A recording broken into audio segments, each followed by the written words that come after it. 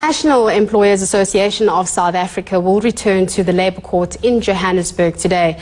The organisation, they hope to prevent the Metal and Engineering Industry Bargaining Council from requesting the Minister of Labour to extend the July 2014 agreement. Now, this is between the Federation, CNBC and trade unions to parties and employers who were not part of that agreement. While in this edition of Finweek, we delve into the business around NEASA's application and what the outcomes of this case will mean for the local labour landscape going forward. Finweek's editor, that's Jana Marais, is in studio with me to discuss this. Jana, perhaps let's start with why you decided to do the story. Look, it kind of, sometimes you're lucky with a weekly paper or magazine. We decided we wanted to do a labour story on the bargaining council issue, which it kind of has fallen off the radar after NEASA settled with the big, with the MEIBC and representing a lot of the big employers.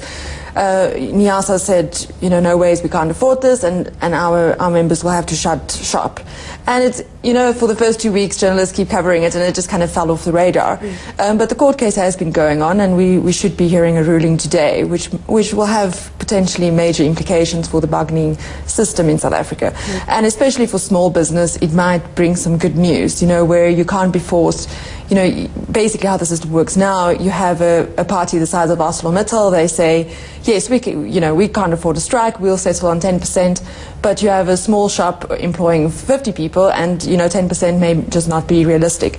And yet the way the system works is that the small employer will also have to pay the 10% regardless of what they can afford. So what NEASA is trying to achieve is to get more flexibility. And I think we were lucky in terms of, with the NEASA expulsion from COSATU, Labour has been big news this week, at least until last night with what was happening in Parliament. So it is a very interesting story, and it's very important, and we'll see what the judge rules today, if there is a ruling today. I'm not sure how long that hearing will take place in court. There's no news at the moment yet. So it will be interesting to see. And like I said, I think for small business especially, this can have major implications, and also in other industries. Well, Jana, thank you so much. You're packing a lot in a very short space of time. And that was our Finweek editor, Jana Marais. Now, still